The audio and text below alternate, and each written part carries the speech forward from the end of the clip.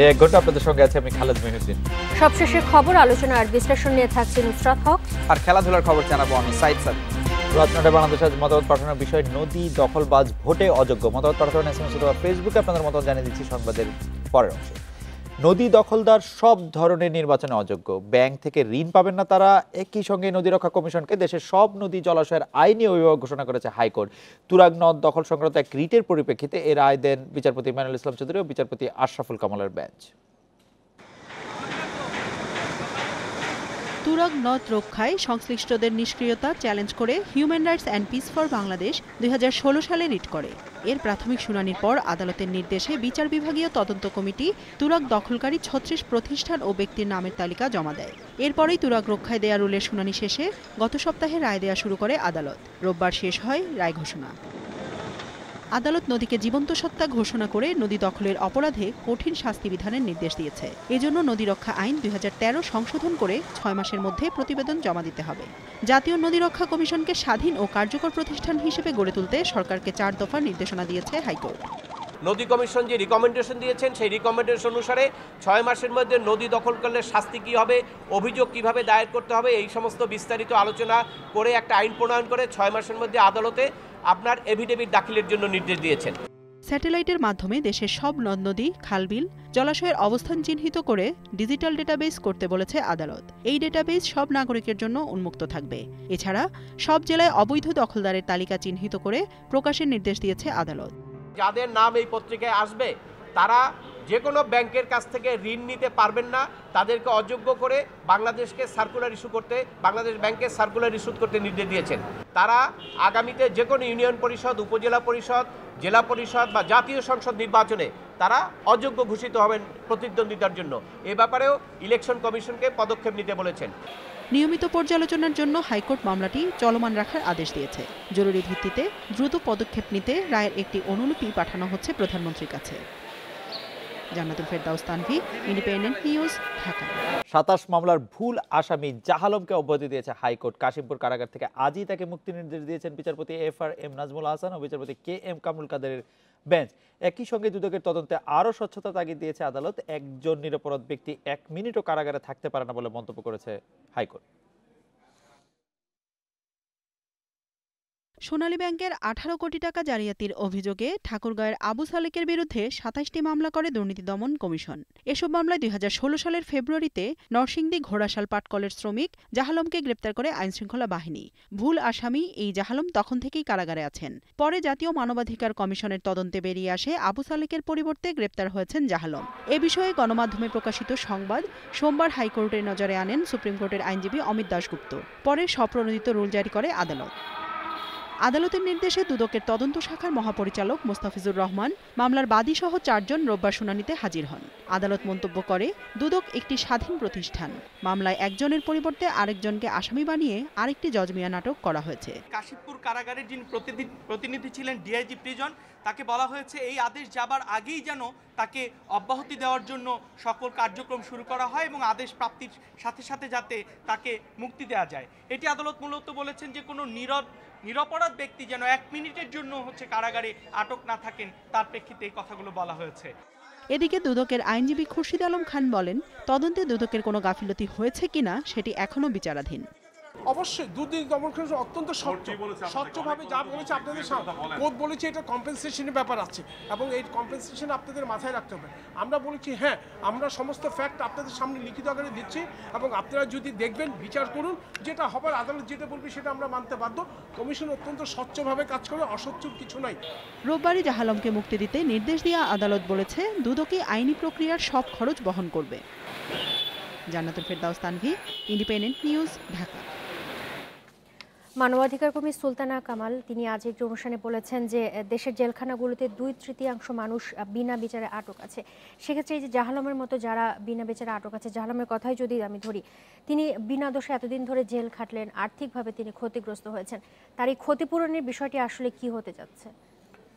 ক্ষতিপূরণের বিষয়টি নিয়ে আদালত যে নির্দেশনাটি দিয়েছেন জাহালমকে মুক্তি দেওয়ার ব্যাপারে, যেখানে মন্তব্য করেছেন যে 1 মিনিটও কোনো নিরপরাধ ব্যক্তি আসলে কারাগারে থাকতে পারে না, সেখানে তিনি এটিও বলেছেন যে কেন জাহালমকে যথাযথ ক্ষতিপূরণ দেওয়া হবে না তা যেন কারণ দর্শানো হয়।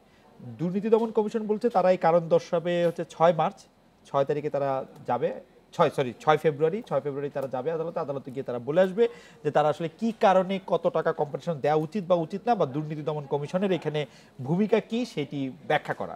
দুর্নীতি দমন কমিশনের যে আইনজীবী আছেন সেই আইনজীবী বলছে যে এটি rarest of the rare case, এরকম আর কখনো হয়নি, কিন্তু আমরা কি করে জানবো যে হয় নাই? আমাদের তো এটি জানার কোনো উপায় নাই, কারণ এই ক্ষেত্রে যে ভুলটি হয়েছে, যদি আমি এটিকে ভুল বলি, কারণ আমার কিন্তু একটি সন্দেহ ছিল, সন্দেহ আছে, যে সন্দেহের কথা আমি দুর্নীতি দমন কমিশন আইনজীবীর কাছেও জানতে চাইছিলাম, যে আবু সালেক যার আসলে 10টি ব্যাংক অ্যাকাউন্টে ভুয়া ঠিকানা করে 18,47,00,000 টাকা যিনি আত্মসাৎ করেছেন বলে দুদক বলছে, তিনি, আমি কি করে বলবো যেটি ভুল? তিনি আসলে একজন জাহালমকে ফাঁসিয়ে দিয়ে বা একজন জাহালমকে যাতে তারা আবু সালেক বলে মানতে রাজি হন সেইটি মনে করে তিনি লুকিয়ে থাকেননি বা তিনি এইটির ব্যবস্থা করেননি, সেটা আমি তো আসলে খুব বিশ্বাস করতে পারছি না যে এটা একদম শুধু ভুল।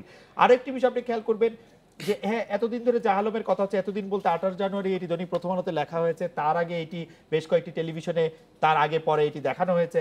এই সময়ের মধ্যে আমরা কিন্তু একবারের জন্য শুনি নাই যিনি মূল আসামি, অর্থাৎ জাহালমকে যাকে ভুল ভেবে যাকে ধরা হয়েছে সে আবু সালেক, সেই আবু সালেককে গ্রেপ্তারের ব্যাপারে পুলিশ কি করলো, দুদক কি করলো, তিনি আদৌ দেশে আছেন কিনা অন্তত আমার জানা নেই।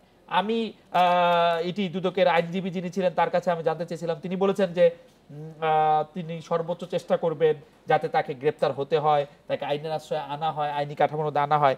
কিন্তু এটি যদি এরকম হয় যে 2016 সালের এই ঘটনায় জাহালম জেল খাটলেন এবং তিনি 3 বছর জেল খাটলেন, আমরা তাকে কিছু কম্পেনসেট করলাম, কোর্ট বলল যে দুদক এবং যারা যারা ভুল করেছেন তাদের তো 4 জনের, এটি বলা হচ্ছে যে ব্যাংক, দুদক, পুলিশ ও আদালত। আপনি খেয়াল করেন যে আবু সালেকের ছবি, আবু সালেক যিনি হচ্ছে মূল অপরাধী, তার ছবি এবং জাহালমের ছবি দেখে সকল উপস্থিত বিভিন্ন ব্যাংকের কর্মকর্তা সবাই জাহালমকেই বলেছেন যে তিনি আবু সালেক।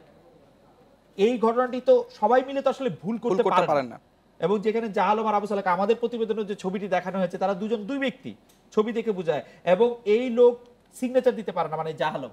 তো আমরা এখন জাহালমকে কি করলাম, এই 4 জনকে মানে ব্যাংক, দুদক, পুলিশ বা সে আদালত, তাদেরকে বলা হলো যে তারা তাকে কম্পেনসেট করবে, তাকে কম্পেনসেট করা হলো, এবং এর মধ্যে দিয়ে আসলে আমরা পরে জানলাম যে আবু সালেক এখন বিদেশে চলে গেছে এবং ধরাছোঁয়ার বাইরে।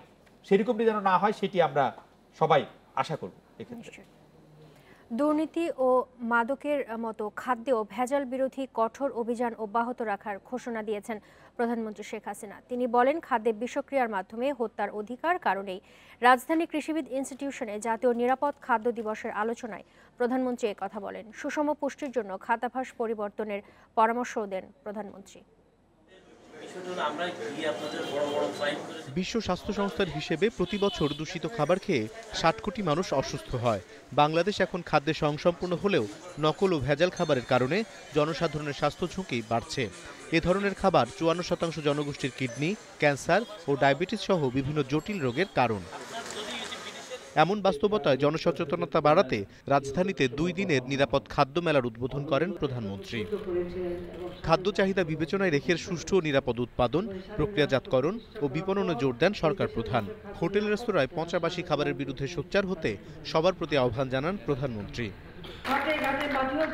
এই যে ভেজাল বিরোধী অভিযানটা অব্যাহত থাকে তার ব্যবস্থা আমরা নিচ্ছি এবং ভবিষ্যতে আমরা আরো নেব। সাথে আমি মনে করি এসব ক্ষেত্রে মানুষকে সচেতন করা দরকার যে আপনি কেন ভেজাল দিয়ে মানে বিক্রি করবেন। আপনি ভালোটাই বিক্রি করেন, আপনার যে দাম করে আপনি সেই দাম নেন, একটু বেশি লাভ নিতে চান, লাভও নেন, কিন্তু যেটা করবেন ভালোভাবে করেন। খারাপভাবে করে মানুষকে ঠকিয়ে মানুষের জীবন ধ্বংস করা, এটার তো কোনো অধিকার কারণ নাই।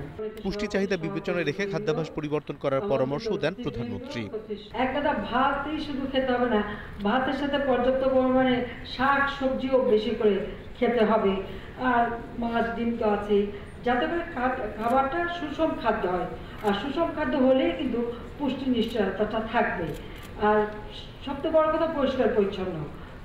এই ক্ষেত্রে পরিষ্কার পরিচ্ছন্নতার দিকে আমাদের বিশেষ দৃষ্টি দিতে হবে, কারণ আমি যতই খাবার খাই না খাই, যদি আমরা অপরিষ্কার থাকি তাহলে কিন্তু কোনো খাবারই কাজে লাগবে না। পুষ্টি সমৃদ্ধ নিরাপদ খাদ্য চাহিদা পূরণের চ্যালেঞ্জ মোকাবেলায় প্রতিটি বিভাগে খাদ্য পরীক্ষাগার নির্মাণের কথা জানান প্রধানমন্ত্রী। অনিমেষ কর, ইন্ডিপেন্ডেন্ট নিউজ, ঢাকা। উপজেলা নির্বাচন হচ্ছে 5 ধাপে। প্রথম ধাপের ভোট গ্রহণ 10 মার্চ। সংসদের সংরক্ষিত আসনে নির্বাচনের তফসিলও ঘোষণা করেছে ইসি। 50টি সংরক্ষিত আসনে ভোট 4 মার্চ। বিকেলে নির্বাচন কমিশনের সভা শেষে এসব তথ্য জানান কমিশন সচিব হেলাল উদ্দিন আহমদ। উপজেলা পরিষদ ও সংসদে সংরক্ষিত নারী আসনের নির্বাচনের দিনক্ষণ ঠিক করতে প্রধান নির্বাচন কমিশনার কে এম নুরুল হুদার সভাপতিত্বে বৈঠকে বসে কমিশন। বৈঠক শেষে 5 ধাপে উপজেলা পরিষদ নির্বাচনের কথা জানান ইসি সচিব। প্রথম ধাপে রাজশাহী, রংপুর, সিলেট ও ময়মনসিংহ বিভাগের 87টি উপজেলায় ভোট হবে 10 মার্চ। দ্বিতীয় ধাপে 18 মার্চ, তৃতীয় ধাপে 24 মার্চ, চতুর্থ ধাপে 31 মার্চ এবং পঞ্চম ধাপে 18 জুন ভোট গ্রহণ হবে। এবার প্রথমবারের মতো উপজেলায় ভোট হচ্ছে দলীয় প্রতীকে। স্থানীয় সরকার নির্বাচনগুলো এখানে কিন্তু অনেক বেশি প্রতিদ্বন্দ্বিতামূলক হয়, সুতরাং এই যত বেশি প্রতিদ্বন্দ্বিতামূলক হবে তত বেশি নির্বাচন ষষ্ঠ হবে। এছাড়া একাদশ সংসদের সংরক্ষিত নারী আসনের 4 মার্চ নির্বাচনের তারিখ ঘোষণা করেছে ইসি। এই নির্বাচনে মনোনয়নপত্র জমা দেওয়া যাবে 11 ফেব্রুয়ারি, 12 ফেব্রুয়ারি বাছাই আর প্রত্যাহারের শেষ দিন 16 ফেব্রুয়ারি। প্রথম অধিবেশন শুরু হয়েছে, কিন্তু সংসদটা এখনো পূর্ণাঙ্গতা পায়নি। পুরোটা শেষ হলে পরে একটা পূর্ণাঙ্গতা পাবে। আমরা আজকে মাননীয় নির্বাচন কমিশন কয়েকটি সিদ্ধান্ত দিয়েছেন। তন্মধ্যে একাদশ জাতীয় সংসদের 50টি সংরক্ষিত মহিলা আসনের নির্বাচনের অনুষ্ঠানের জন্য সময়সূচি ঘোষণা করেছেন। সংরক্ষিত আসনে আওয়ামী লীগ 43টি, জাতীয় পার্টি 4টি, বিএনপি 1টি, ওয়ার্কার্স পার্টি 1টি, স্বতন্ত্র প্রার্থীরা জোটভুক্ত হয়ে একটি আসনে প্রার্থী দিতে পারবে।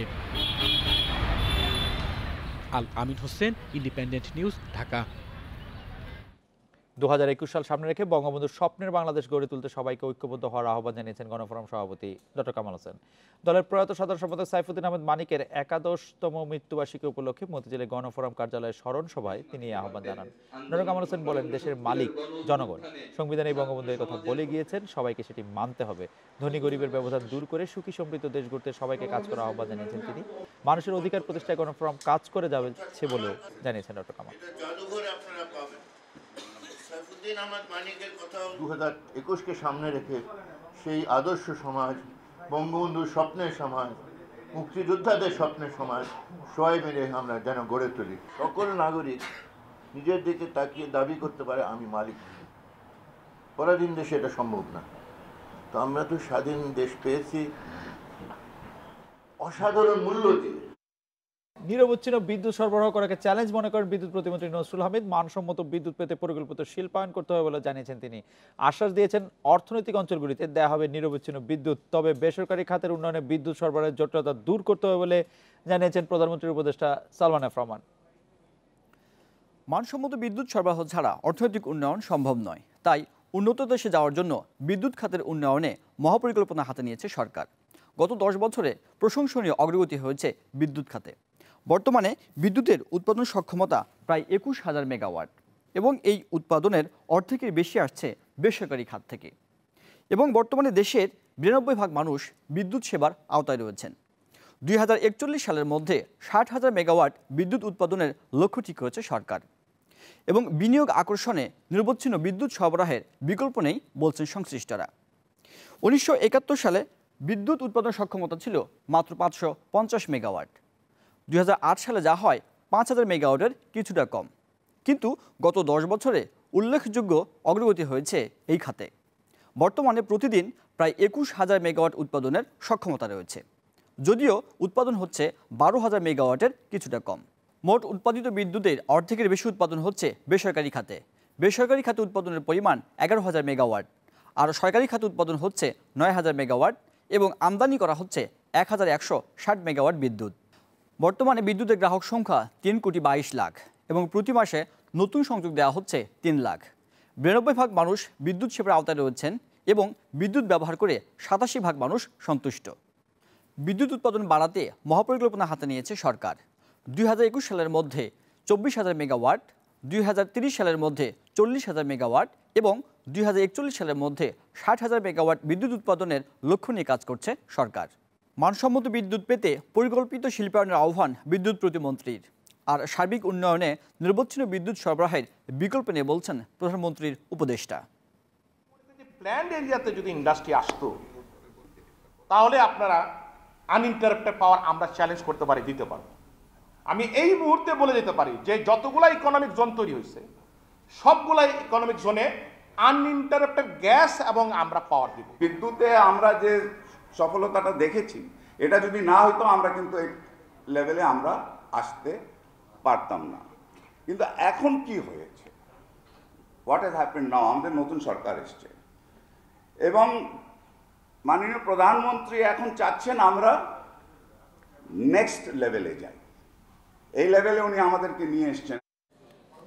রিজার্ভের অর্থ চুরির ঘটনায় New York federal reserve bank ও সুইফটের ভূমিকা নিয়ে একসময় প্রশ্ন তোলা হলেও এখন তাদের দায় দেখছে না বাংলাদেশ ব্যাংক। মামলাতে অভিযোগ তোলা হয়নি, বরং অর্থ উদ্ধারে তাদের সহযোগিতার প্রতিশ্রুতি পাওয়ার দাবি বাংলাদেশ ব্যাংকের। বিকেলে সংবাদ সম্মেলনে জানানো হয় মামলা শেষ হতে লাগতে পারে 3 বছর। 2016 সালের 4 ফেব্রুয়ারি সুইফট সিস্টেম হ্যাক করে নিউ ইয়র্কের ফেডারেল রিজার্ভ ব্যাংক থেকে বাংলাদেশের 10 কোটি 10 লাখ ডলার হাতিয়ে নেয় হ্যাকাররা। তখন বাংলাদেশ ব্যাংকের আইনজীবী দাবি করেন ঘটনার দায় সুইফট ও নিউ ইয়র্ক ফেডকেও নিতে হবে। যে টাকা আমার দিয়েছে তার দেওয়ার কথা আমার ইনস্ট্রাকশন অনুযায়ী, আমি তো ইনস্ট্রাকশন দেইনি। অর্থ উদ্ধারে 3 বছর পর ফিলিপাইনের 7 প্রতিষ্ঠান, 15 চিহ্নিত ব্যক্তি ও 25 সন্দেহভাজনকে আসামি করে যুক্তরাষ্ট্রে মামলা করেছে বাংলাদেশ। তবে সুইফট ও নিউ ইয়র্ক ফেডের বিরুদ্ধে মামলা হয়নি। আজকের প্রেক্ষাপট সেরকম না, তারপরে অনেক তদন্ত হয়েছে। তদন্ত হওয়ার পরে সেই তদন্তের আমরা রিপোর্ট পেয়েছি, সেটার ভিত্তিতে আজকে সিচুয়েশনটা অন্যরকম, আজকের পরিস্থিতি অন্যরকম। আজকের পরিস্থিতির ভিত্তিতে আমরা মামলা করেছি। সংবাদ সম্মেলনে জানানো হয় সব দিক পর্যালোচনা করতে গিয়েই মামলা করতে দেরি হয়েছে। নিউ ইয়র্ক ফেড ও সুইফটের সহযোগিতায় মামলা জেতার ব্যাপারে আশাবাদী Bangladesh bank.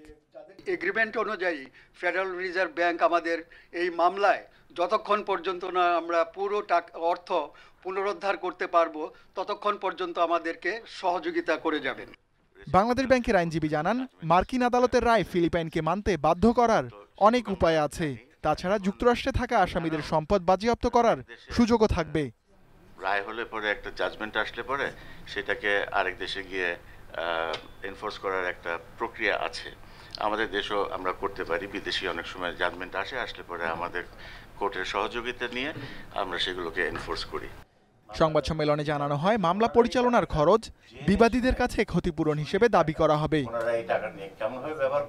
Ruhul Amin, independent news, Dhaka.